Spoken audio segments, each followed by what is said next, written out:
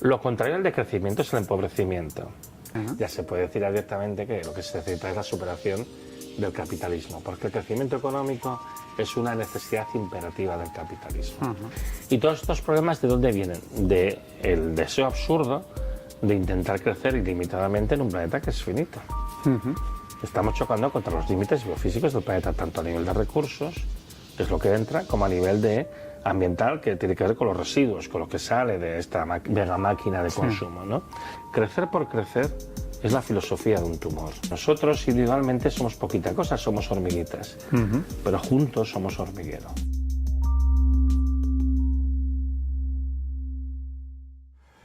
Buenas, Antonio, muchas gracias por venir. Tenemos muchas preguntas, sabemos que sabes mucho y vamos a intentarlo hacer de una manera que lo podamos entender todos, como si no supiéramos nada de lo que nos vas a contar, y así que llegue al máximo número de gente.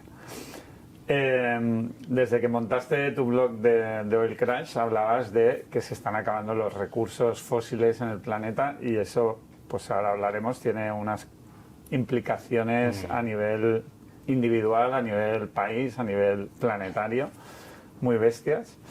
Desde que lo montaste y predecías lo que iba a pasar, ¿cómo están actualmente los recursos principales del planeta a día de hoy? Bueno, una cosa importante, más que predecir, ahí yo lo que hacía es recoger el trabajo que se ha hecho durante muchísimos años precisamente sobre este problema. Y luego una cuestión que siempre es importante aclarar cuando hablamos del agotamiento de cualquier materia prima y particularmente los combustibles fósiles, las cosas nunca se acaban de golpe. O sea, las cosas, lo que sucede es que llega un momento que es cuando estás sacando el máximo posible, estás en el cenit, y a partir de aquí pues empieza a bajar y empieza a sacarse cada vez menos por una razón fundamental, ¿no? Porque a veces se piensa, hombre, pero si invertimos más podremos aumentar la velocidad a la que sale. Digo, bueno, no es verdad, porque a medida que el recurso está muy explotado, lo que te queda ya es muy disperso y cuesta mucho esfuerzo de sacar. Y en el caso concreto del petróleo y de las materias primas energéticas, como tú lo que quieres es ganar energía, pues hay un límite en el que, oye, si gastas más de lo que ganas, pues no te sale a cuenta. Y eso en realidad también pasa con las materias no energéticas. Hay un límite de utilidad, ¿no? Es decir, tú puedes estar dispuesto a pagar, por decir algo, qué sé yo, 10 euros por 10 kilos de acero, pero no estarás dispuesto a pagar 1000, ¿no? Entonces al final siempre hay un límite, y esto es lo que al final hace que cualquier recurso que se explota llega a su máxima utilidad, a su máximo rendimiento, y a partir de aquí pues tienes que aceptar que va a ir cayendo, porque intentar explotarlo más deprisa implicaría gastar demasiado, ¿no? Entonces, cuando yo empecé el blog, que esto fue en el año 2010, ¿no? Ahora ya llevamos unos añitos, Ya, casi 15. en aquella época la fecha que se manejaba como más probable para llegar al máximo de extracción de petróleo era el 2015. Y esto, de hecho, en las charlas iniciales que yo daba, era la fecha más probable. Ya tuvimos un susto el año 2008, un aviso de que ya estábamos muy cerca de este máximo, y por eso el precio se disparó, y luego vino Lehman Brothers y muchas otras cosas, ¿no? Y en aquel momento, pues eso, se apuntaba la fecha de 2015 como la más probable. Una cosa que es importante es que, digamos, a principios del siglo XXI, sobre todo lo que se extraía era el petróleo que se llama crudo convencional, que es el petróleo de toda la vida, el petróleo este que, bueno, que ese es el líquido negro que hemos visto en las películas, que salen las torres, o esas cosas que son como unos martillos que suben y bajan y tal, lo gigante y todas estas cosas, ¿no? Bueno, pues esto de hecho llegó a su máximo de extracción en el 2005. O sea que estamos hablando que ya hace 20 años de que se llegó a su máximo. En aquella época se llegó a extraer 70 millones de barriles diarios y ahora rondamos los 60. O sea que en 20 años ha caído, bueno, pues como un 14%, no ha caído una barbaridad, pero ha caído, ¿vale?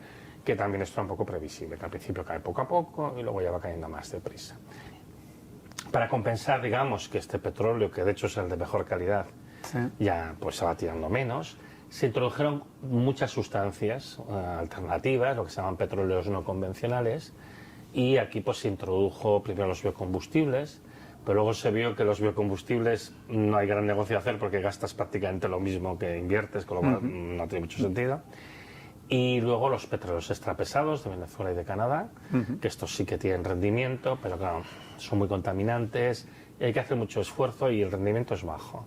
Y necesitan muchas otras cosas, necesitan mucha agua, mucho calor, porque es como un engrudo, es como un alquitrán, y lo tienes que volver un poco líquido para moverlo, porque si no, no hay quien lo mueva. Sí. Y luego, bueno, que cuando sacas esta sustancia tienes que combinar con otras, con gas o con petróleo ligero, porque si no, eso realmente es que no vale para nada, ¿no? Porque es un alquitrán prácticamente, Sí. ¿vale? Y luego está el fracking. Entonces, bueno, sumándolo todo, cogiendo lo convencional y añadiendo estos no convencionales, el máximo absoluto fue en noviembre del 18. Entonces ahora ya pues tenemos un descenso que todavía es muy suave, nos movemos dependiendo del mes entre un 3 y un 4% por debajo del nivel que teníamos en noviembre del 18. Pero aquí también pues ahora hay una cosa que se está convirtiendo en costumbre, que es hay una práctica contable de engañar, ¿no? De ocultar un poco lo que pasa. Y aquí la manera de engañar es que tú añades al petróleo una categoría que a veces se añade y a veces no, que se llama los líquidos del gas natural.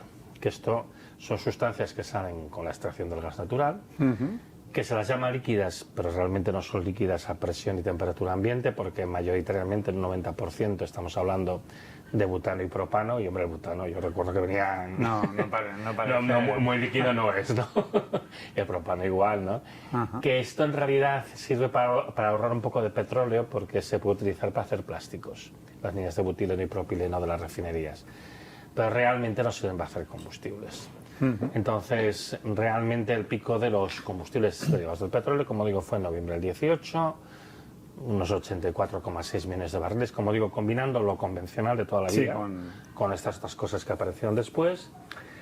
Y ahora mismo pues nos estamos moviendo, depende bastante del mes, pero bueno, pues te estás moviendo pues en unos 82 millones, ha caído considerablemente, ¿vale? Pero todavía es poco. Lo que anticipa, sin embargo, es que en los próximos años la caída va a ser más rápida, sobre todo por la maduración del fracking, porque el fracking es lo que ha permitido que el mundo se mantenga en esta especie de meseta estable.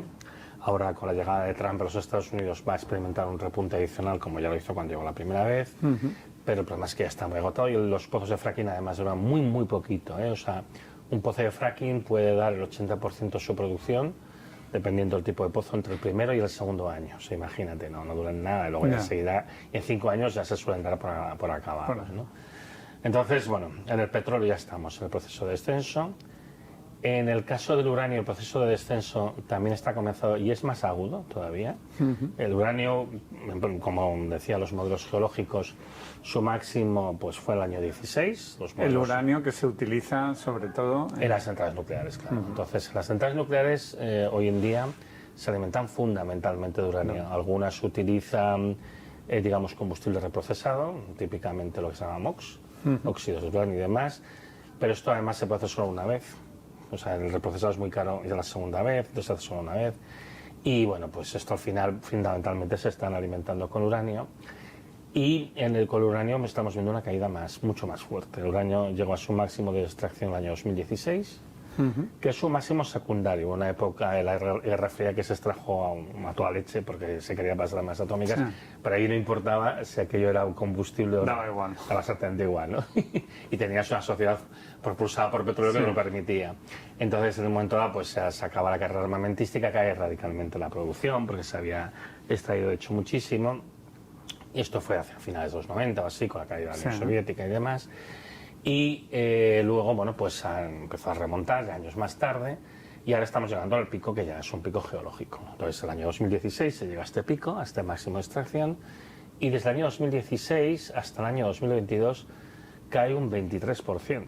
Esto, por cierto, los modelos geológicos de agotamiento del uranio ya hablaban de que las caídas en el caso del uranio, por sus características geológicas, cómo se encuentran las vetas y demás, ya iba a pasar esto, ya iba a pasar que las caídas iban a ser muy rápidas. De hecho, como digo, ha caído un 23% entre el 16 y el 22 y lo que se espera hasta el 2040 es que caiga todavía un 50% más.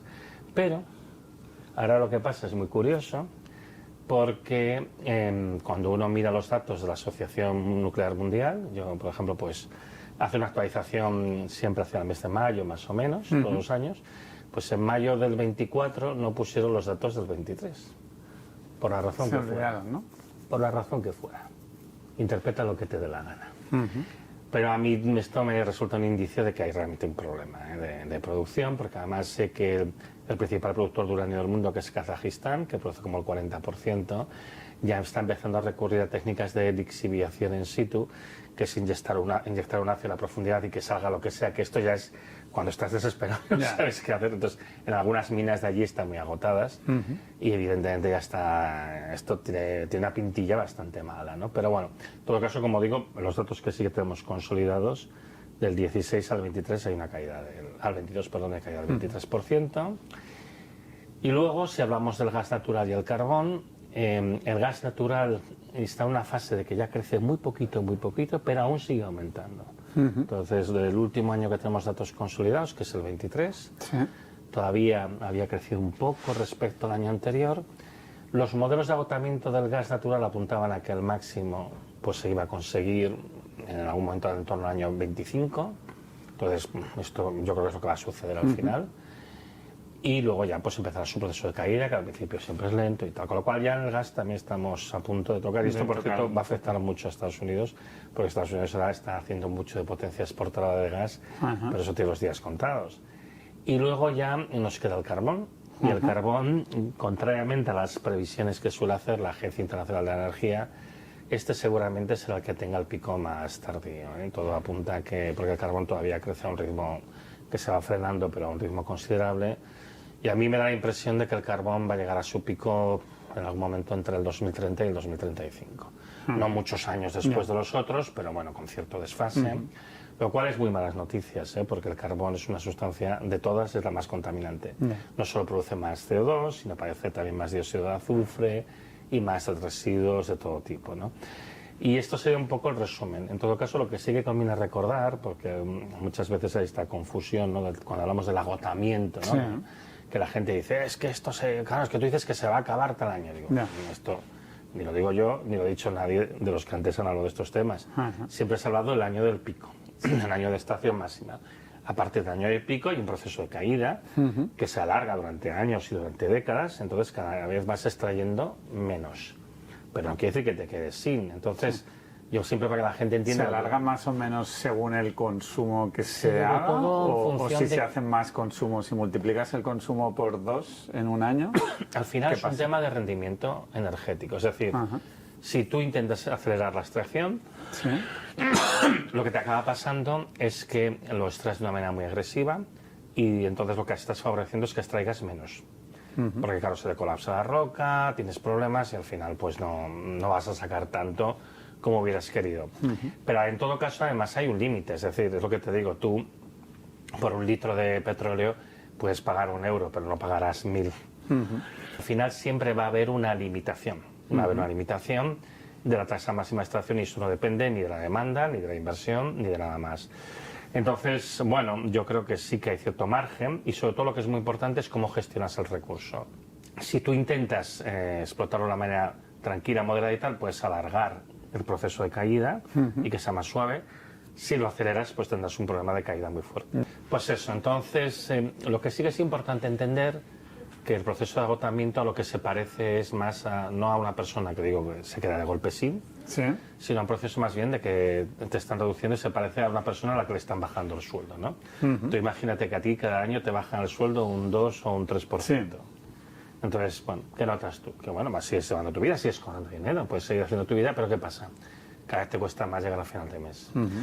Y esta es nuestra situación en el caso de los combustibles fósiles y del uranio, ¿no? de las materias primas no renovables. Vamos a ir viendo cómo nuestro sueldo energético va a ir disminuyendo y vamos a tener problemas para hacer lo mismo que hacíamos antes. Con el agravante que estamos hablando de las sustancias que dan más del 85% de toda la energía primaria que se consume en el mundo. Entonces, el problema fundamental está aquí, en que vamos a tener un descenso inevitable de las fuentes que están dando la mayoría de la energía que estamos consumiendo, más del 85%. Por lo tanto... Y se va a ir encareciendo poco a poco lo que decías. Esto es complicado porque normalmente los procesos que uno ve cuando una materia prima que tiene lo que los economistas dicen una demanda inelástica, ¿no? Que es básicamente una demanda cautiva. ¿No? Tú, por ejemplo, no puedes renunciar al coche para ir a trabajar, según donde estés viviendo, y con lo cual vas a tener que consumir petróleo, tanto si te gusta como si no, hasta que pierdas el trabajo, claro. Si vives a menos 10 grados, Claro. necesitarás el gas o... Exacto. Entonces, lo que pasa normalmente en este tipo de circunstancias es que el precio se vuelve volátil, se vuelve muy variable, ¿no? ¿Por qué? Tú tienes que, como hay escasez y la demanda se mantiene, el precio va subiendo, va subiendo, va subiendo, pero llegas a un punto de ruptura. Llega un momento en el que alguien no puede seguir este juego de voy subiendo el precio. Y típicamente lo que pasa es que aquí o en otros sitios cierran fábricas, hay empresas que se van al garete, ¿no? Y entonces en ese momento lógicamente cae la demanda. Entonces hay una destrucción de la demanda. Cuando se produce suficiente destrucción de la demanda, entonces lógicamente la demanda ya pasa a ser inferior a la oferta y el precio cae. Entonces normalmente lo que sucede es que estos ciclos de destrucción de la demanda por precios muy altos, destrucción de la oferta simplemente porque, claro, si el precio baja, ya las compañías petrolíferas o carboníferas o las que sean, ya no les sale tanto a cuenta invertir, porque el precio no es tan elevado. Y entonces tenemos estos ciclos de volatilidad. La volatilidad, desde el punto de vista de un inversor, es lo peor. A un inversor no le preocupan tanto los precios altos o los bajos como la volatilidad. ¿Por qué? Porque te puedes encontrar que inviertes en el momento del ciclo alto, que los costes son más elevados, y el momento de intentar sacar rentabilidad es el momento que todo se vende más barato. Entonces... Porque, perdona, la destrucción de la demanda, para entenderlo, sería como... Paro. No puedo pagar, o sea, he perdido el trabajo, ya no puedo ir en coche a un sitio, no tengo coche, me quito el coche y entonces... Bueno, las fábricas hacen EREs y ERTEs y demás, entonces la actividad baja. Entonces hay menos consumo también del personal que se desplaza en coche, pero los camiones que llegan a la fábrica, de los que salen y en general todo el trasiego de materias primas que se extraen desde las minas hasta la fábrica y demás, ¿no? Entonces... Obviamente este proceso de destrucción de la demanda lleva, o sea, digamos, estos procesos de ralentización económica y de destrucción económica, porque esto al final es recesión, pues esto es a lo que lleva es a una caída de la demanda y por tanto una caída del precio. Y esta es un poco la dinámica en la que ya estamos atrapados desde el año 2008. Piensa que ahora, por ejemplo, Alemania está en recesión todo el 2023 y todo el 2024. Francia no está mucho mejor. Y sobre todo estamos viendo que el sector industrial en general está sufriendo por aquello de la cadena de suministros, las materias primas, y que las materias primas siguen siendo bastante caras. Y entonces, a nivel de sectores donde más influye el declive de estos fósiles, ¿en qué sectores influye más? Bueno, en general hay sectores que son muy, lo que se llama, energético intensivos, y algunos son electrointensivos, entonces depende de que separar un poquito, ¿no? Porque no es lo mismo energía en general que electricidad, ¿no? Electricidad es una forma de tener la energía, pero en general todos los sectores que consumen grandes cantidades de energía se ven seriamente afectados. ¿Y cuáles son estos? Pues justo más los que estamos viendo que están teniendo más problemas. Por ejemplo, el acero. El sector de la producción de acero requiere muchísima energía y por eso ya ves a ArcelorMittal haciendo anuncios de que se van de Europa, de que cierran fábricas y demás. ¿Qué otros sectores son muy intensivos en el consumo de energía? Algunas de las industrias pesadas, por ejemplo, la producción del aluminio, la producción del acero, del cemento, que requiere mucho gas en ese caso, la producción de fertilizantes, que no es tanto por la cuestión energética como por el consumo de gas, que consume mucho gas. Entonces, en general, muchos de los sectores industriales de producción de materias elaboradas muy masivas suelen ser los más afectados. Entonces afectan mucho, pues eso, al sector de materias primas metálicas y cemento, y cerámica, por ejemplo, también, ladrillo, todo esto se ve afectado, vidrio también se ve afectado, y luego el sector químico. El sector químico porque requiere grandes insumos de combustibles fósiles. Estos son siempre los que reciben el primer impacto. Luego hay una segunda tanda de sectores que no son tan intensivos energéticamente, pero que sí que requieren unas materias elaboradas baratas. Y uno de los más afectados es el del automóvil. El sector del automóvil es un sector expuesto a muchos riesgos asociados con el encarecimiento de las materias primas en general y con el encarecimiento de la energía. Luego hay otros que tienen distintos grados de afectación, electrodomésticos, electrónica y demás, pero yo diría que el principal es el automóvil.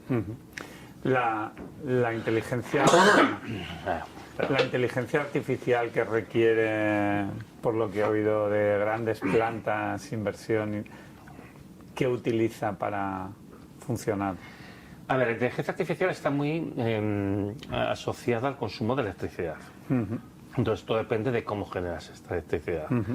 Ahora, un poco la idea que se está diciendo es vamos a utilizar energía eléctrica renovable, porque de esta manera no vamos a necesitar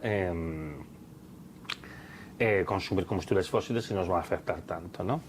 De todas maneras, con la inteligencia artificial lo que hay es, como dicen los chavales jóvenes, un hype enorme. Es decir, estamos haciendo creer que esto va a ser un gran consumo y lo estamos, es una burbuja. Pero más que una burbuja, se está creando una expectativa para justificar el mantenimiento de la otra burbuja, que es la de la renovable eléctrica industrial.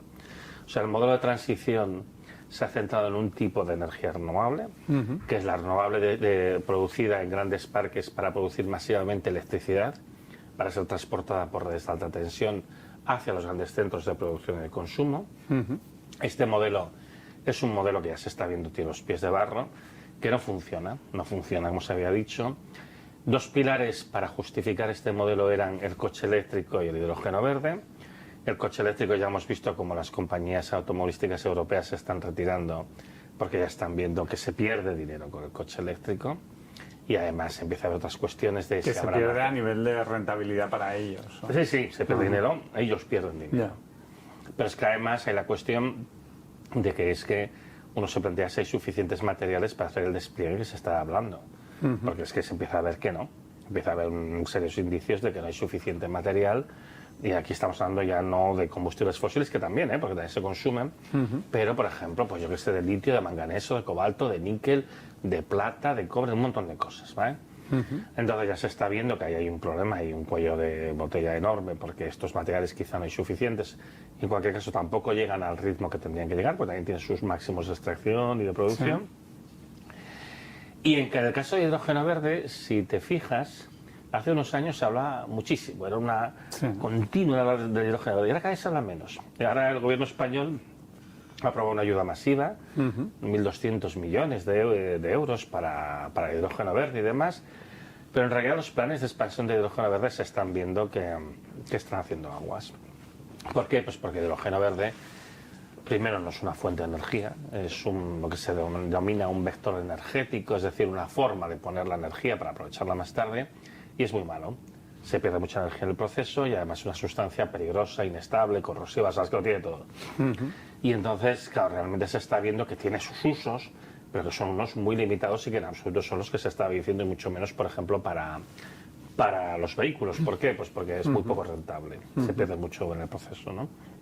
Entonces, ahora del hidrógeno se habla menos, aunque ha habido este anuncio del gobierno español, pero sobre todo es un poco para rescatar a las empresas que han metido mucho dinero. Porque aquí en el fondo muchas veces lo que estamos viendo son rescates encubiertos. Es decir, hay gente que ha palmado mucho dinero y vamos a dar dinero un poco pues para que no palmen tanto. Aún sabiendo que no es algo productivo, es que casi debería de... Mira, en el caso del modelo de transición renovable eléctrico hay una cosa que es vergonzoso y es... Estamos haciendo creer que vamos a hacer una transición. Primero, que se hace una cosa muy abusiva, que es identificar energía con electricidad. Y aunque la electricidad es una forma de energía, de hecho es una forma minoritaria de consumir la energía. Si tú miras la energía final, que es la energía lista para ser consumida, o sea, el petróleo es energía primaria, la gasolina que ahora puedes poner en tu motor, eso es energía final, ¿no? Pues si tú miras las formas de energía final, a nivel del mundo la electricidad representa solamente el 20% del total. Y si tú miras España, se mueve entre el 22 y el 23. Pero es parecido a otros países de la Unión Europea.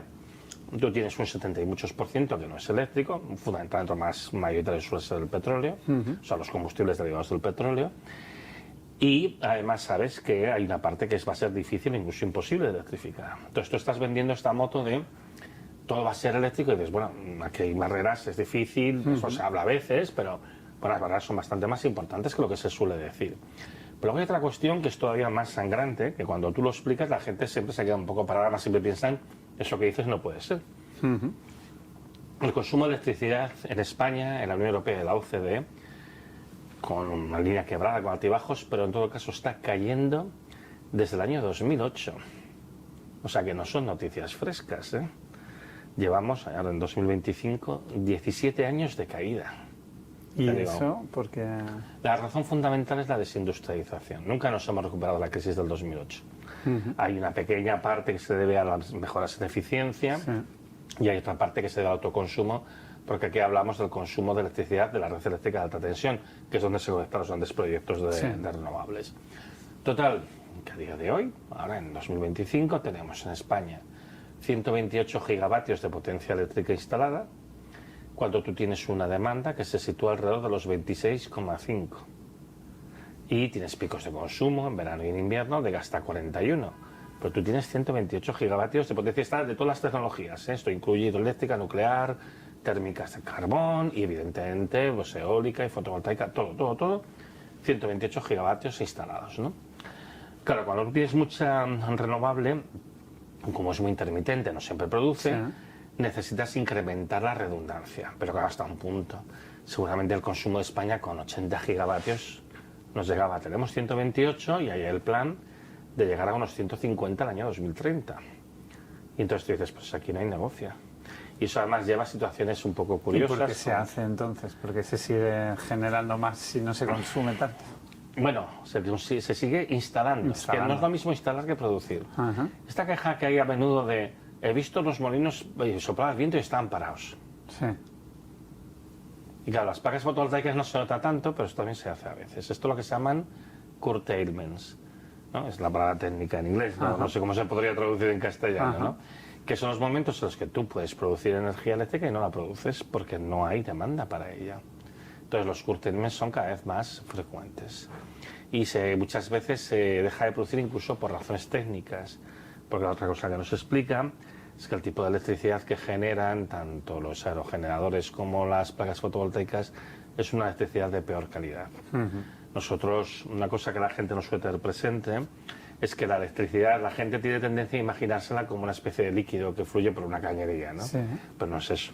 La electricidad es una onda, ¿no? Esto nos lo explicaron en el instituto, ¿no? De que tienes una onda de 50 hercios, ¿no? 50 veces por segundo que va oscilando y demás.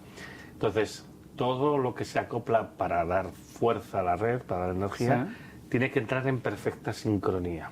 Esto es como una niña que salta la comba, pues tiene que entrar, porque si no, se les lleva un tortazo de la cosa, ¿no? Pues aquí pasa igual, todo tiene que entrar perfectamente sincronizado. Las tecnologías que utilizamos habitualmente son síncronas, o sea, tienen grandes rotores, ¿no? Que tienen mucha inercia porque pesan decenas de toneladas y entonces mantienen mucho movimiento perfecto, sinusoidal y tal. La hidroeléctrica, la nuclear, las térmicas de carbón, las centrales de gas de ciclo combinado, todas son así, ¿no? Una gran turbina, un gran alternador, bueno, en fin. En el caso de la eólica, claro, no es así, o sea, a veces sopla viento, a veces no. Y entonces, claro, pierdes la sincronía y esto es un poco chungo, ¿no? Entonces, hay maneras, tú puedes intentar que el sistema absorba energía para que vaya a la velocidad adecuada, entonces no te la está dando, te la está quitando. Entonces, cuando ya sopla suficientemente fuerte, entonces sí, le pones en carga y ya está dando y tal. Pero bueno, tiene sus complejidades. Y en el caso de la fotovoltaica es todavía peor, porque la fotovoltaica no genera una onda, genera corriente continua. Entonces tú tienes que poner un aparato que se llama inversor, que el tío escucha qué es lo que hay en la red en ese momento e intenta imitarlo, pero cada vez te pasa que si en la red hay una alteración, pues lo hace más grande.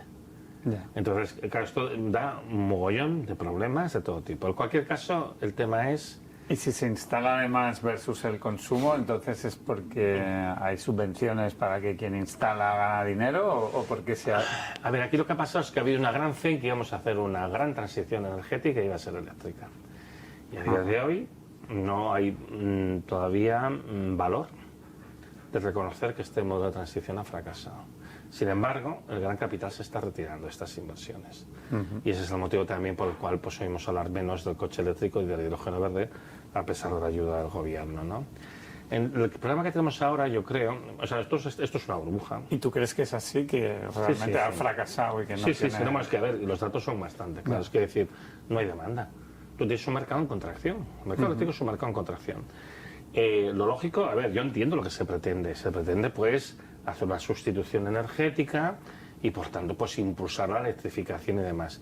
La electrificación tiene muchos problemas, no siendo el menor de ellos la falta de cobre, que es un material bastante importante y que también parece que ha pasado su pico de producción, con lo cual imagínate los problemas que va a haber en el futuro. Pero, en cualquier caso, no hay unas tecnologías adecuadas que permitan hacer la sustitución de los usos no eléctricos actuales a usos eléctricos. Por más que se digan, no las hay. En algunos sectores hay cosas que funcionan más o menos bien, como las bombas de calor, etcétera, pero lo crítico, que era básicamente el coche eléctrico y el hidrógeno verde para otras aplicaciones, bueno, tienen un poquito de nicho, hay cosas que sí que tiene sentido hacerlas así, pero no a la escala masiva que se pretendía.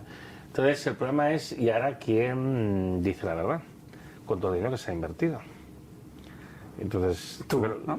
Bueno, pero claro, si yo solo dejo de ser un pringao que estoy en un instituto de investigación y que por eso además recibo todas frases por internet, claro. Pero evidentemente ahora aquí hay un problema porque además es eso, el sector está en una situación un poco crítica y yo creo que lo que estamos viendo es rescates encubiertos. Porque, a ver, no te engañes, las grandes empresas, el gran capital nunca pierde. Nunca pierda, ¿no? Siempre de una manera o de otra tienen que recuperar. Pues ahora diría una cosa un poco políticamente incorrecta, esto lo cortáis, ¿no? Que es que Florentino no va a perder nada. No, es que por eso hay que entender lo que es en el mundo en el que vivimos. En el fútbol a veces sí, ¿no? Bueno, eso no voy a entrar ahí, yo me sé que también puede haber cosas. Pero bueno, pero eso está claro, que decir, los grandes inversores institucionales nunca pierden. No. Porque ellos tienen, bueno, capacidad de influencia para no perder. Entonces, bueno, pues lógicamente yo creo que ahora lo que hay es una cierta necesidad de endosar activos dudosos o de poca calidad, o incluso basura, digamos, ¿no? Igual que pasó así. O sea, es como Lehman Brothers esto. Es como el banco malo, es un nuevo Sareb, ¿vale? Y entonces yo creo que muchos de los anuncios que se hacen ahora son para intentar encontrar incautos a los cuales endosar estos activos tóxicos. Y es en este contexto en el que se inscribe el tema de los centros de datos. En ningún país como España se está haciendo este correlato de como vamos a tener grandes necesidades de consumo de electricidad, hay que poner más y más sistemas de energía renovable cuando tú estás viendo que el mercado de electricidad está estancado y está en descenso, de hecho es un mercado en contracción, ¿no? Solo se está haciendo aquí y aquí es porque, bueno, porque ha habido una gran apuesta y entonces ahora lo que necesitamos es mantener caliente el sector mientras determinados inversores deshacen sus posiciones. El tema de los centros de datos no va a ser en absoluto como se dice y además hay una razón muy sencilla para entenderlo. ¿Cuál es el modelo de negocio? Los centros de... Sí, explícalo. Pero ¿cuál es el modelo de negocio? Es decir, ¿cómo se va a ganar dinero? Es esta visión que es muy española, por eso además te digo que este discurso es más de España que de otros países. Es esta visión muy española de creerse que la infraestructura crea la industria, ¿no? Esto es, ¿cuántas veces no nos hemos encontrado de aquí lo que hay que hacer es poner una autopista, una autovía, el AVE... Sí. Montarlo todo antes de saber si hay demanda o no hay demanda. Claro, ¿no? porque asumiendo que la infraestructura crea la industria. Yo que pertenezco, pues a eso soy originario de esa España vaciada, ¿no? De León y demás, el León siempre ha sido el discurso. Hay que poner autopistas, hay que poner autovías, hay que poner el AVE, porque esto va a generar actividad económica. Y hombre, algo de actividad económica siempre genera, obviamente, pero no a nivel que se está diciendo, ni mucho menos para justificar la infraestructura. Normalmente las cosas se hacen al revés, es decir, tú tienes un sector industrial, necesitas la infraestructura y tú montas la infraestructura para ese sector industrial. Y en el caso de los centros de datos pasa una vez más lo mismo, es decir, ¿cómo se va a ganar el dinero? ¿Cuál es el modelo de negocio? O sea, tener centros procesando datos, pero ¿para hacer qué? ¿Qué es lo que...? Porque se está dando por ¿Qué eso... es exactamente ¿Cómo se va a ganar un centro de datos? Un centro de datos simplemente es un gran sistema de computación donde se procesan datos. Yo trabajo mucho con sistemas de computación, algunos de ellos muy grandes, pero bueno, tiene una finalidad concreta, ¿no? Por ejemplo, nosotros a veces colaboramos, yo poquito, pero bueno, mis compañeros colaboran más con el Barcelona Supercomputing Center, y entonces allí pues tienes varias divisiones, y hay una con la que colaboramos nosotros, de ciencias de la Tierra, que lo que se hacen son computaciones de pues simulaciones del océano, o de la atmósfera, o del clima, y hay un objetivo, claro. Que por cierto no da ningún rendimiento económico, se hace pues para efectos de investigación, exacto. Pero bueno, ¿cuál es el modelo de procesar los datos? O sea, un centro de datos nuevamente es una infraestructura, pero tú tendrías que tener claro cómo vas a ganar dinero. Entonces, no hay ningún modelo de negocios detrás. Se está dando a entender que estos centros de datos son fundamentales por la inteligencia artificial, por las tecnologías que vienen, no sé qué. ¿Cuáles son estas tecnologías? Los que ya tenemos una edad nos acordaremos de cuando reventó la burbuja del .com. Internet lo iba a hacer todo, no sé qué, se hablaba de que sí hay que invertir en las empresas de Internet, porque todo se iba a hacer por Internet, porque iba a ser una gran revolución, iba a haber grandes oportunidades de negocios y iba a ganar mucho dinero. Y es cierto que Internet ha permitido hacer muchas cosas, por ejemplo, pues comercio electrónico, a generar actividad, pero no al nivel de lo que se estaba diciendo. Y de hecho, ¿qué pasó? Pues que hubo una burbuja que estalló y evidentemente se perdió mucho dinero. Entonces, ahora con el tema de los centros de datos pasa un poquito lo mismo, pero yo creo que sobre todo la insistencia tan grande que hay en este momento con el tema de los centros de datos tiene más que nada que ver con el hecho de mantener viva la burbuja renovable el tiempo suficiente para que los grandes inversores no pierdan el dinero. En todo caso, hay una fecha de caducidad muy clara, que es junio del 2026, que es cuando se acaba la ejecución de los fondos de Next Generation. Entonces, de aquí a junio del 2026, esto va a parar en seco, así de claro. Es posible que pare antes, porque con los nuevos vientos que soplan en la comisión, los cambios que se estén haciendo, el reglamento ómnibus, todo este tipo de cosas, yo creo que van a favorecer que la burbuja acabe de reventar antes. La burbuja ya está empezando a reventar. Yo muchas veces digo que a mí ahora ya a estas alturas, más que la propia burbuja, que está causando mucho daño, porque en muchos sitios les plantan infraestructuras de la noche al día y muchos pueblos no saben cómo reaccionar delante de una avalancha de proyectos que les llega de escasa o nula justificación. Y bueno, todavía hay margen de hacer bastante daño, pero a mí me preocupa más la segunda burbuja renovable, porque esta yo ya doy por descontado que se está acabando, por eso, porque... ¿Que la segunda es? ¿Cuál crees tú que es la segunda burbuja renovable? ¿Cuál dirías tú que es? Cuando ya vemos que lo de producir electricidad no acaba de cubrir todas las necesidades y poder hacerlo todo, ¿qué vamos a hacer? Lo mismo que hemos hecho siempre, buscar algo para quemar. ¿Y qué es lo primero que quemó la humanidad? La leña. Entonces la segunda burbuja renovable es la burbuja de la biomasa, que de hecho ya se están dando pasos ahora. Ya empieza a haber alguna central de biomasa que aparece en algún punto de España, teóricamente para aprovechar los rastrojos de los cultivos, pero que seguro que acabarán quemando leña, porque una vez creas la infraestructura, creas la necesidad. Y claro, eso tiene sentido, eso se puede hacer y eso puede tener cierta rentabilidad. El problema es que no puedes quemar al ritmo adecuado para que se regeneren las cosas, con lo cual corres el riesgo de arrasar los bosques para mantener eso. Y luego asociado a la biomasa, digamos a la leña, digamos, está el tema del biogás, que también se está empezando a ver un repunte de los proyectos de biogás a nivel del Estado español, que esto se sabe de siempre, que tiene sentido a pequeña escala para aprovechamientos locales, pero que cuando intentas aumentar la escala, por todos los problemas que genera de producción de residuos y por la necesidad de transportar la materia prima y luego la materia elaborada, no es rentable. Esto se sabe perfectamente que no es rentable y aún así estamos viendo un repunte de los proyectos de generación de biogás y demás. En todo caso, yo lo que estoy viendo es un riesgo bastante grande de que se cause todavía otro daño ambiental mayor en pos de intentar mantener en marcha esta mega máquina que todo lo devora. Sí.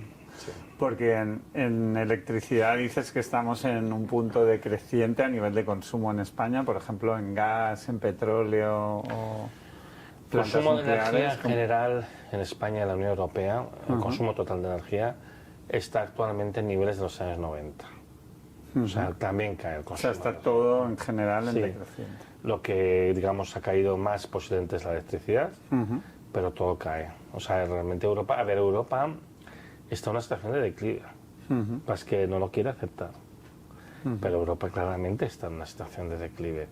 Que además se manifiestan muchísimas cosas y yo creo que, por ejemplo, pues estas conversaciones entre Trump y Putin sobre la guerra de Ucrania, sin contar para empezar con los ucranianos, ¿no? Pero desde luego tampoco con Europa, Yo creo que a Europa le tendría que ser para hacerles reflexionar sobre dónde está realmente en este momento, ¿no? Entonces, Europa claramente es decadente. Europa es un continente avejentado que tiene muy pocos recursos naturales. Y yo creo que Europa lo que tendría que apostar son por sus grandes activos, que es que tiene mucha población formada y tiene capacidad industrial, tiene conocimiento. Entonces, yo creo que esto es lo que tiene de positivo y lo que tiene que aprovechar. Porque si no, de otro modo, se va a encontrar que poco a poco va a ir declinando cada vez más y nos vamos a convertir básicamente pues en una familia rica venida menos, ¿no? Ya. Y, por ejemplo, imagínate un pueblo de 500 habitantes en la provincia de León. ¿Qué tipo de energía deberían de utilizar para ser lo más sostenibles posible? Y que a la vez les implicarán menos en sus bolsillos y pudieran ser lo más independientes posibles del sistema. Mira, hay un error, este es normal, pero hay un error implícito en el planteamiento. Vale. Porque en un pueblo de 500 habitantes al día de hoy en León, seguro que la gente utiliza el coche para muchos desplazamientos. Y el coche va a funcionar con combustibles derivados del petróleo y eso siempre te va a venir de fuera. Es verdad que tú puedes producir cierta cantidad de biocombustible, pero nunca vas a poder producir tanto como para cubrir el consumo. ¿Y tú no recomendarías tampoco que cambiaran de coches que utilicen gasolina a eléctricos? No, hombre, el coche eléctrico es un juguete, que no tiene las prestaciones ni de coña, pero es que además simplemente no se lo van a poder permitir, es que van a ser muy caros. De hecho, la razón fundamental por la cual la gente no quiere comprar coche eléctrico es el precio, precisamente el precio. Pero es que a la vuelta de unos años el problema que nos vamos a encontrar va a ser la falta de materiales para hacerlos. Y piensa que además la industria automovilística en Europa está en una grave crisis. Partiendo de la situación actual es imposible ser sostenible, es completamente imposible. Es decir, tiene que haber una transformación que la habrá, porque va a haber menos coches en el futuro. Esto no se quiere hablar abiertamente, pero esto está en el plato y esto evidentemente viene. Yo creo que en cualquier caso no puedes hacer un planteamiento de en este pueblo en concreto hago no sé qué, porque tú tienes una interdependencia que es muy grande, ¿no?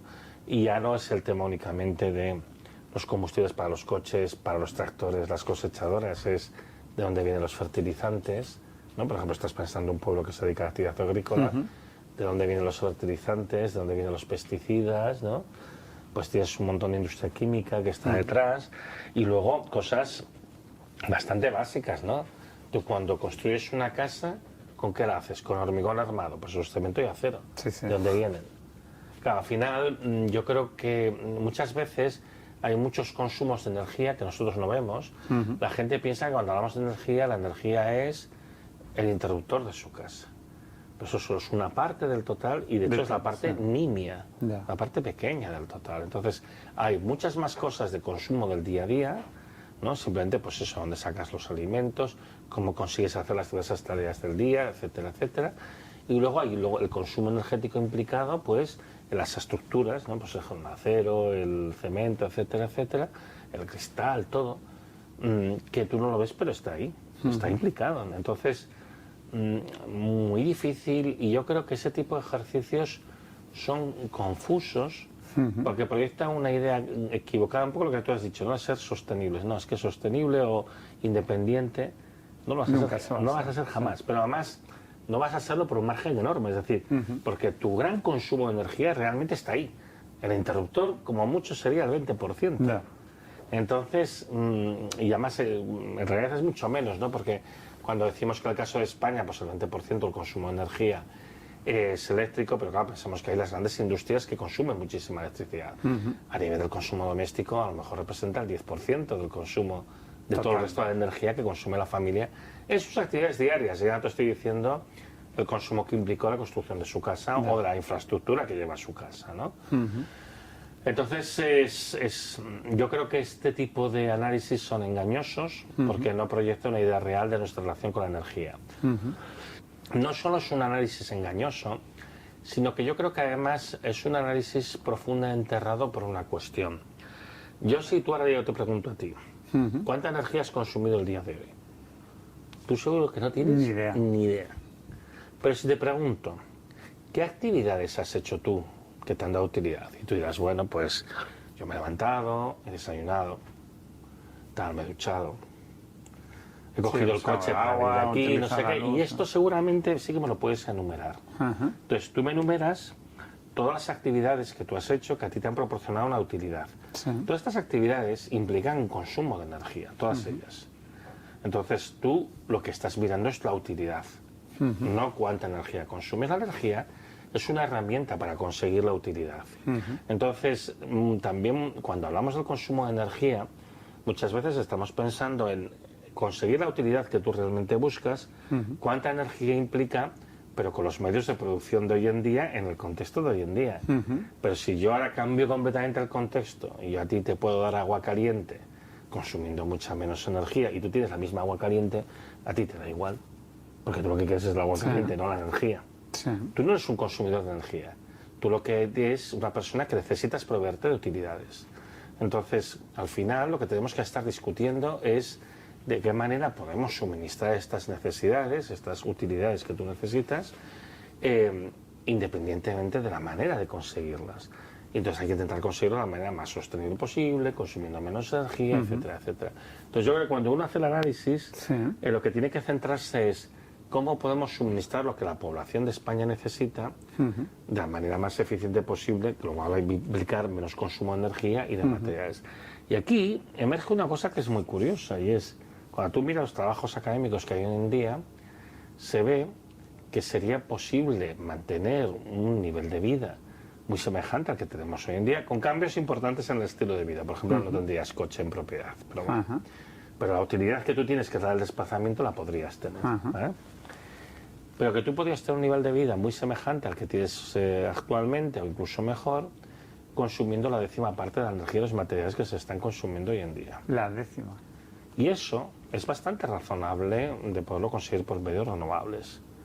Pero entonces dices, vale, pero... Sin cambiar nuestro estilo de vida para nada. No, el estilo de vida tiene que cambiar. El coche has dicho, pero... El estilo de vida ¿Qué más cosas? Bueno, ahí el cambio más profundo está en lo que realmente implica la necesidad de consumir energía. Y es, tú tienes un sistema económico que está orientado al crecimiento en el que tú vives. Tú realmente no lo necesitas. Tú lo que necesitas son estas utilidades que hemos descrito, pero el sistema económico sí que necesita que haya un consumo creciente, ¿no? La sociedad del consumo, y este consumo creciente implica un consumo creciente de energía y de materiales, y este sí que se ve limitado en el entorno que yo estoy diciendo. Entonces, el problema es que tú necesitas una transformación del sistema socioeconómico para poder hacer esto. Y luego ya, pues como hemos llegado ya a este punto de la charla, ya se puede decir abiertamente que lo que se necesita es la superación del capitalismo, porque el crecimiento económico es una necesidad imperativa del capitalismo. Tú, si vas a la Wikipedia y miras la definición de capitalismo, te pone que el capitalismo es un sistema económico de economía, de mercado y propiedad privada de los medios de producción, lo cual está muy bien, porque es verdad que el capitalismo, los bienes de producción son privados y hay un mercado, yo no sé si es del todo libre, pero bueno, esto lo vamos a dejar para después, ¿vale? Pero eso no es una cosa que sea privativa del capitalismo. Es decir, ha habido sistemas económicos anteriores que también tenían estas dos cosas, más o menos, ¿no? Entonces, ¿qué es lo que hace diferente al capitalismo? Pues está en el propio nombre. En el capitalismo, el capital tiene derecho a remuneración, tiene derecho a cobrar dinero, que es lo que llamamos interés compuesto, que es lo que hacen los bancos y los fondos de inversión. Yo a ti te dejo un dinero, te dejo 100 euros, y tú al cabo de un tiempo me lo devuelves, y me lo devuelves con un interés. Es decir, me devuelves más dinero. Entonces hay una premisa de que tú vas a ser capaz de generar tanto riqueza como la que te di y un poco más para poder devolverme a mí, para que yo, como capitalista, pueda ganar. Mi ganancia se basa en el interés compuesto, se basa en esa cantidad extra de riqueza que tú generas. Y es esto lo que nos empuja a crecer. Y es esto lo que hace distintivo el capitalismo. Lo que hace distintivo el capitalismo es el interés compuesto. Por cierto, la Iglesia Católica hasta el siglo XVIII condenaba el interés compuesto con el nombre de usura, ¿no? Era un pecado, la usura que era simplemente dar créditos con interés, eso la usura, se consideraba un pecado. Entonces luego hubo un cambio para que no se fuera considerado un pecado, ¿no? Entonces, esto es bastante interesante porque realmente esta es la clave del asunto. Hay que superar la necesidad del crecimiento porque, por otra parte, todos los problemas que tenemos, tanto ambientales como de recursos, aquí hemos hablado de los recursos, pero hay un problema ambiental bastante grave que no solo es el cambio climático, que hay otros también, ¿no? Y el cambio climático en particular, que es muy grave. Y todos estos problemas, ¿de dónde vienen? Del deseo absurdo de intentar crecer ilimitadamente en un planeta que es finito. Estamos chocando contra los límites biofísicos del planeta, tanto a nivel de recursos, que es lo que entra, como a nivel de ambiental, que tiene que ver con los residuos, con lo que sale de esta mega máquina de consumo, ¿no? Entonces necesitamos superar el capitalismo, no destruirlo, superarlo, es decir, evolucionar. Igual que hubo otros sistemas económicos anteriores al capitalismo, hubo el mercantilismo, la fisiocracia, antes los gremios, la Edad Media, etcétera, etcétera. Bueno, pues tenemos que ir a un sistema que supere la necesidad de la expansión creciente del capitalismo. Yo siempre digo que el capitalismo básicamente es como una crisis de la adolescencia, ¿no? La mejor inversión que yo he hecho en mi vida han sido mis hijos. El primer año una rentabilidad del 100%, que fue lo que crecieron. Pero luego, ¿qué ha pasado? Se han hecho mayores y, lógicamente, pues llegas a la madurez. Después de una adolescencia siempre más o menos complicada, llega un momento que ya no creces más. Nadie puede crecer para siempre, nada puede crecer para siempre. Tienes que madurar. Bueno, pues esto es lo que nos sucede ahora. Necesitamos que nuestro sistema económico madure, deje de crecer y se parezca estacionario en un nivel que sea compatible con el hecho de que vivimos en un planeta finito. Curiosamente, nadie pone en cuestión que nuestro sistema económico esté orientado al crecimiento. A un crecimiento que además es exponencial, porque si tú creces un cierto porcentaje, cuando vas aplicando el porcentaje, esto va creciendo como la espuma, ¿eh? Tú piensas que, por ejemplo, con una tasa de crecimiento del 2,7% anual, que cualquier economista considera una tasa sana de crecimiento, esto te está implicando que tú estás duplicando el PIB y duplicando básicamente los bienes y servicios y posiblemente el consumo de todo cada 25 años. Es decir, lo multiplicas por 4 cada 50 y por 16 cada 100. Pero es que si ya pasan 2 siglos, lo estás multiplicando por 256. Entonces, rápidamente acabas chocando contra que nada puede crecer duplicándose, aunque al ritmo que sea, aunque sea un ritmo lento, nada puede estarse duplicando continuamente. Es aquello de lo del tablero de ajedrez y los granos de arroz. O sea, no llega un momento que eso peta, eso revienta, tiene que reventar. No se puede crecer para siempre. Pero las políticas económicas están todas orientadas al crecimiento y es absurdo. Crecer por crecer es la filosofía de un tumor. Y ese es el tipo de cosas que tenemos que cambiar. Diciéndonos que tenemos que salir de eso. ¿Y cómo se cambia eso? ¿Tú sabes la respuesta? Yo no. Pues tampoco. O sea, yo lo que sí que sé es que esto es imposible. Me puedo imaginar cosas que puede hacer una persona individualmente, pero claro, no sé si una persona individualmente... Este es el punto, mira, tiene... Una de las características, porque hay una cuestión importante, cuando al final, ya que hemos sacado la palabra capitalismo, otra cosa que hay que decir es que hablar mal del capitalismo es un tabú. En nuestro sistema, que todo el mundo sabe. Igual ya nos limitan en el algoritmo en YouTube por decir esto esto puede pasar. Y ya no salimos. Pero bueno, se lo dije en un vídeo del BBVA, yo creo que bueno, entonces ya. Entonces seguro que funciona. Pero bueno, no, pero tú piensas que todo el mundo sabe que no se puede. Un poquito de crítica vale, pero si te pasas, eso no es de buen tono, no se liga mucho. Criticando el capitalismo. Entonces, al final eso también nos da una idea que es interesante, y es que el capitalismo no es solo, o incluso no es principalmente un sistema socioeconómico, es un sistema cultural y de valores. Y dentro de este sistema cultural y de valores está el hiperindividualismo. ¿Qué puedes hacer yo individualmente? Tú individualmente puedes hacer nada, puedes hacer muy poquito, sí, puedes tomar medidas que implicarán un ahorro, que te hará más fácil la vida posiblemente, pues eso, consumir menos, consumir más responsablemente, hacer las cosas más eficientes, todo eso estará bien, sin duda. Pero es micro. Pero es muy poquito. Pero claro, ¿qué pasa? Que nosotros individualmente somos poquita cosa, somos hormiguitas, pero juntos somos hormiguero. Y la fuerza está en ser hormiguero. Entonces, ¿qué es lo que tú puedes hacer individualmente? Algo muy importante que parece que tenemos un poco olvidado, también por la menor tradición democrática de nuestro país: ser ciudadano. Todos tenemos la obligación irrenunciable, inabdicable, de ejercer como ciudadanos, como sujetos políticos. No dice la Constitución española que del pueblo español soberano emanan todos los poderes del Estado. ¿No se supone que la soberanía radica precisamente en el pueblo español? Pues si creemos en la democracia, lo que tenemos que hacer es ser ciudadanos. Es una cosa que es fundamental. Pero ¿qué pasa? Que estamos en una situación de indefensión aprendida. ¿Qué puedo hacer yo? Esto es demasiado grande y tal. Bueno, pues tú lo que tienes que hacer es ser militantemente ciudadano. Y cuando tú ves una cosa que no funciona, pues evidentemente lo que tienes que hacer es reaccionar, organizarte y hacer cosas. La democracia no se ejerce solamente votando cada 4 años. Hay que votar cada 4 años, sí, pero hay que ejercerla cada día. Y eso implica a veces protestar. Y eso implica a veces oponerte y hacer iniciativas de todo tipo para decir, oye, es que el modelo de sociedad que yo creo, que yo quiero es este. Es decir, en una sociedad democrática avanzada, o digamos con más solera que la nuestra, los actos de, pues eso, de libertad de expresión, incluso de protesta, de una manera razonable, se consideran normales, se consideran un ingrediente activo y fundamental del ejercicio de la democracia. La gente no solo se la escucha en las urnas de una manera muy limitada, con unos canales muy estrechos cada 4 años, se las escucha continuamente. Y los representantes del pueblo se reúnen con sus representados frecuentemente cuando la gente lo solicita. O sea, hay que ejercer una democracia plena si quieres que realmente funcione. Entonces, al final, bueno, yo creo que hay muchas cosas que uno puede hacer, pero lo primero que tiene que hacer es saber qué quiere. Entonces, esta es una de las dificultades mayores que tenemos. Es decir, tenemos que tener un proyecto que nos lleve hacia algún lado, teniendo en cuenta el peligro que tenemos ahora mismo. Mira, ahora mismo se nos están poniendo sobre la mesa muchos problemas, todos ellos asociados con la sostenibilidad. Por la parte de recursos, tenemos un problema muy grave con el diésel, que esto llevo años hablándolo. Hay gente que se ha reído de mí diciendo, no, decías que iba a haber racionamiento de diésel. Digo, y lo habrá. Aquí en Europa lo habrá. Yo he dicho que fuera mañana, pero acabará viendo, no queda más remedio. De todos los combustibles que derivamos del petróleo, el que cae más deprisa es el diésel.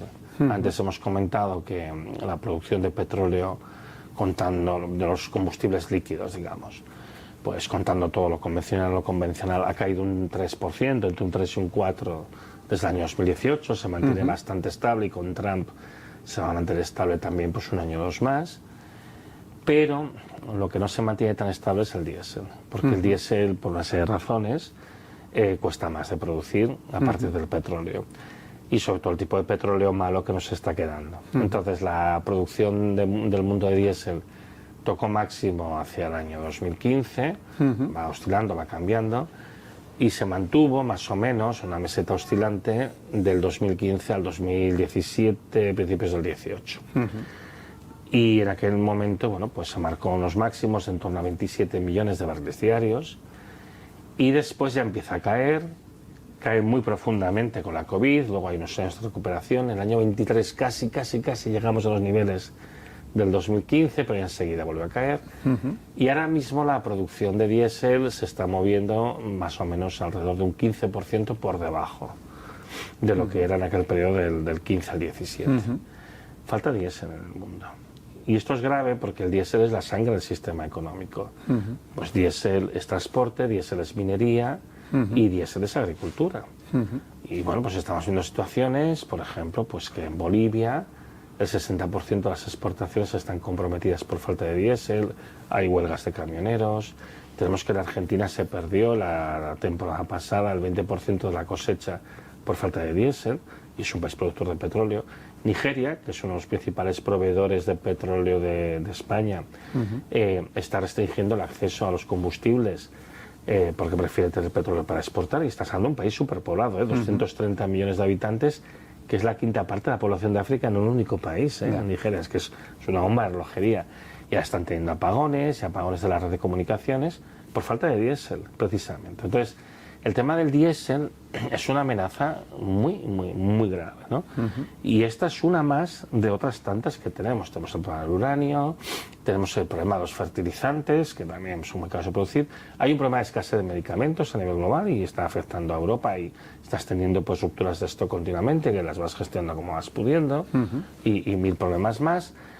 Y luego los problemas ambientales, porque además estamos observando que el cambio climático se está acelerando por una serie de factores que sería larguísimo explicar, pero que te aseguro que nos quitan bastante el sueño. Tenemos mucha preocupación en este momento debido a este problema.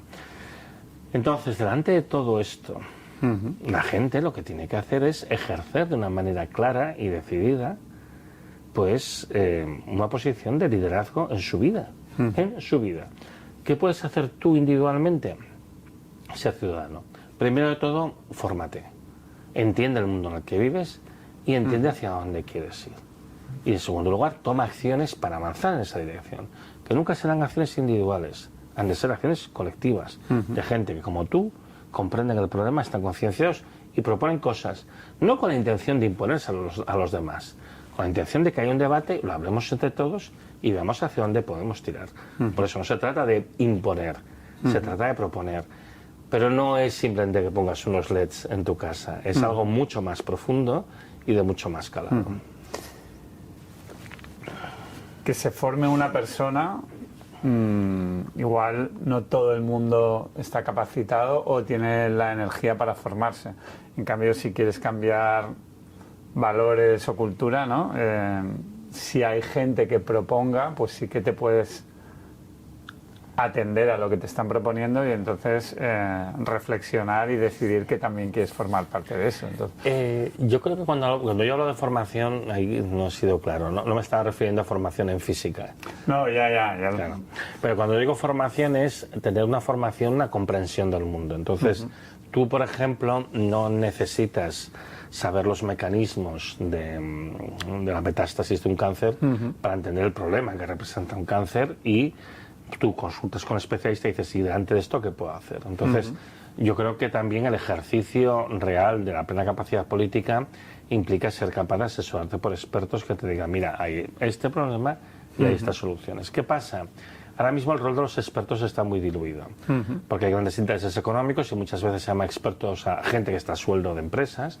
Y luego una cosa importante que forma parte dentro del problema de la degeneración social que estamos ahora mismo es que hay un ataque decidido hacia la ciencia. O sea, ahora parece que a veces a los científicos se les pone en tela de juicio o se les pone bajo una cierta lupa de sospecha, ¿no?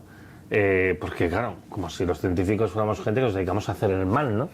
Y dices, no, perdona, nosotros somos gente que hemos dedicado nuestra vida al estudio, al aprendizaje, o sea, somos más bien ratas de biblioteca, somos el friki al que los otros niños le daban collejas en el cole, pero que nosotros precisamente nuestro objetivo es aportar nuestro conocimiento para ayudar.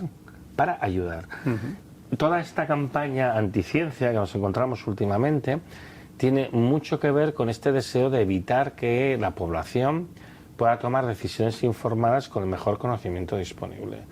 Entonces, yo cuando hablo de formación me refiero hay que tener una visión a un nivel divulgativo, es decir, yo no tengo por qué entrar en todos los detalles de cuál es el problema con el sistema de la renovable eléctrica industrial y no sé qué, para que tú entiendas que hay un problema.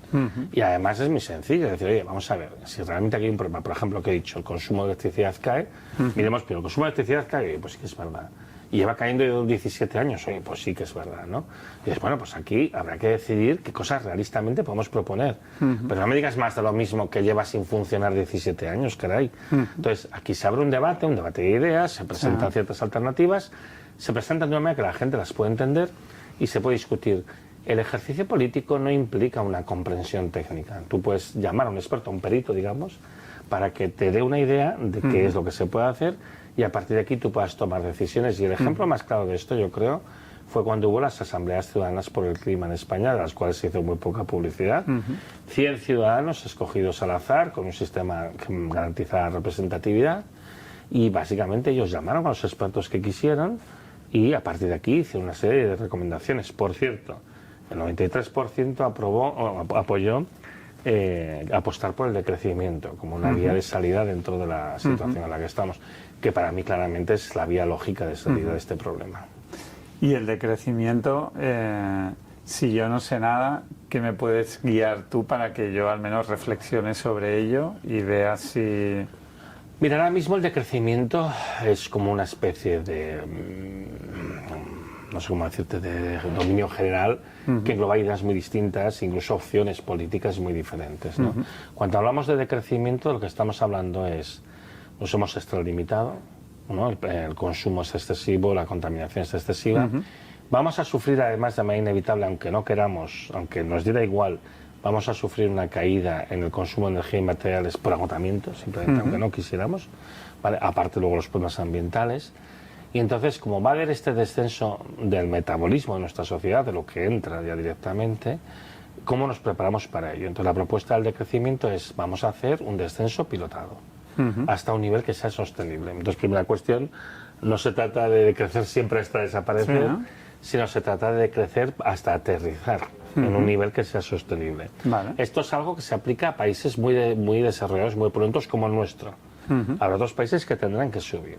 Incluso dentro de nuestro habrá regiones que tendrán que subir, mientras otras bajan en su consumo, porque lo que hablamos es del consumo de energía y materiales, no del bienestar. ¿Vale? Hay mucha tendencia, como ya identificamos crecimiento con bienestar, a pensar que de crecimiento, por tanto, lógicamente es malestar, ¿no? bienestar. Y entonces es pobreza y demás, ¿no? Pero es que justamente ahora mismo es al revés. Es decir, en el momento actual la búsqueda del crecimiento lo que provoca es destrucción. Porque no hay tantas oportunidades de inversión y porque tienes el problema de acceso a los recursos y los problemas ambientales. ¿Cuánto creció el PIB en Valencia el año 2024 después de la Dana? ¿Cuántos años les va a costar recuperarse de eso? En este momento, negarse a aceptar los problemas ambientales y los problemas de recursos, a lo único que lleva es a destrucción económica. Entonces, de hecho, cuando hablamos de decrecimiento, estamos hablando de una planificación democrática. Vamos a tener menos acceso a los recursos, vamos a tener problemas ambientales. Lo que necesitamos es planificar cómo vamos a hacerlo y escuchando a todo el mundo. Eso es muy importante, que escuchar a los ciudadanos, a las empresas y decidir cómo vamos a pilotar esto. Porque esto lo tenemos en el plato, esto no lo vamos a poder evitar. Vamos a tener una situación de descenso. Entonces, se trata de hacerlo lo mejor posible, se trata de hacer un aterrizaje, no estrellarnos. Lo contrario al decrecimiento es el empobrecimiento. Tú miras la situación que tenemos en España, en Barcelona y Madrid, ¿y qué tienes? Tienes unos salarios que no son muy elevados, tienes unos alquileres que cada vez son más caros, ya no hablamos de comprar, hablamos de alquilar. Sí. Tienes una situación socialmente muy explosiva, con una inflación, una precariedad de la vida. ¿Qué le estamos ofreciendo a la gente joven? Le estamos ofreciendo unos salarios míseros, tienen que vivir en pisos compartidos con más gente, ni pensar en tener una familia, ni pensar en tener una vivienda propia, no te digo ya un coche. ¿Qué es esto? ¿Este es el modelo realmente? Y esto es lo que estamos haciendo ahora mismo. Entonces, tenemos que ser honestos con lo que estamos haciendo. Lo que estamos haciendo es empobrecer. El decrecimiento dice, vamos a intentar conseguir que haya un nivel de vida decente para todo el mundo, cambiando la manera de producir, cambiando la manera de consumir, evidentemente superando al capitalismo. Dentro del capitalismo es imposible, pero de tal manera que se garantice una vida digna y buena para todo el mundo. Entonces, que no es fácil de conseguir, claro que no lo es, y habrá que discutir mucho y habrá que hablar mucho, y habrá que pensárselo muy bien. Pero seguir por la vía por la que vamos es una vía de destrucción económica, de empobrecimiento y eventualmente de estallido social, y por otra parte también de fomento, de auge de ideas populistas, que lo que estamos viendo en Europa, que realmente no van a aportar ninguna solución, pero sí que van a avanzar en otra vía que también es muy peligrosa, que es la del ecofascismo, que es un sistema de carácter autoritario, represivo, que consigue estar dentro de los límites ambientales, pero lo hace pues básicamente dándole mucho a unos pocos y nada a la mayoría. Entonces, hay que entender que la alternativa al decrecimiento es el empobrecimiento y el ecofascismo. ¿Y hay alguna persona que se pueda leer que sea experto en el decrecimiento económico que tú valores? El decrecimiento, hombre, hay muchos autores desde del Serge Latouche, que revitalizó el concepto que ya existía desde los años 70. Pero Serge Latouche, que a principios del siglo XXI pues habla del tema y demás. Y luego yo que sé, pues si miramos gente aquí en España, académicos aquí en España, está Joan Martínez Alier, que hizo un trabajo encomiable durante muchísimos años. Y luego, bueno, pues gente que ahora mismo está en activo, que trabajan en temas de economía ecológica y que también tocan temas de crecimiento. Pues tenemos, por ejemplo, a Joan Ramón Doldán en Santiago de Compostela, tienes a Óscar Carpintero en Valladolid, tienes aquí en Barcelona, pues tienes a Yorgos Calis, a Jason Hickel, que ahora está aquí también. Realmente tienes mucha gente, o sea, que está trabajando estos temas y además con experiencias concretas, efectivas para abordar esto. Desde el punto de vista, digamos, más de la ciencia económica. Desde el punto de vista social hay gente muy importante que lleva hablando de esto mucho tiempo, ¿no? Por ejemplo, Yayo Herrero, Jorge Richman, o sea, hay bastantes pensadores que trabajan esto. Y luego un poco desde el ámbito de las ciencias naturales hay alguna rara avis como yo que también habla de estas cosas. Pero bueno, yo creo que es una cosa que ahora mismo se está volviendo bastante transversal. Y si no avanza esto es porque las grandes corporaciones o los países que quieren seguir creciendo y seguir en el capitalismo no quieren entrar a esto. ¿Cómo se puede no cambiar mi mentalidad, sino la de una gran empresa española o mundial? La idea del decrecimiento es una idea extraña porque se opone a todo lo que se enseña en las escuelas de negocios. Siempre tienes que crecer y desarrollarte. De todas maneras, yo te digo que, por ejemplo, a nivel de las empresas españolas, yo ahora mismo más o menos el 20% de las charlas que doy cada año son para empresas, a veces a puertas cerradas para sus ejecutivos. Porque muchas empresas tienen problemas muy gordos, muy gordos. Como me dijo un alto ejecutivo de una empresa holandesa que se dedica a fabricación de cemento, nuestro objetivo ahora no es crecer, es sobrevivir. Y este problema lo están teniendo muchas empresas. Entonces, en general, el sector manufacturero está buscando salidas, está buscando maneras, porque ven cada vez más problemática la situación. Quien más se opone a esto es el sector financiero. Porque precisamente no hay opciones de negocio en un mundo en decrecimiento para el sector financiero. Son los que más se oponen, más violentamente se oponen a la idea. Pero en cualquier caso hay que tener en cuenta que no hay elección. Esto va a pasar sí o sí. Esto está siendo un poco... Ya está. Estamos ya, es que tengo que ir porque mi hija me mata, o sea, Vete. me mata. Vete. Muchas gracias. Lo siento, ha sido súper accidentado todo, pero bueno. Te mata tu hija.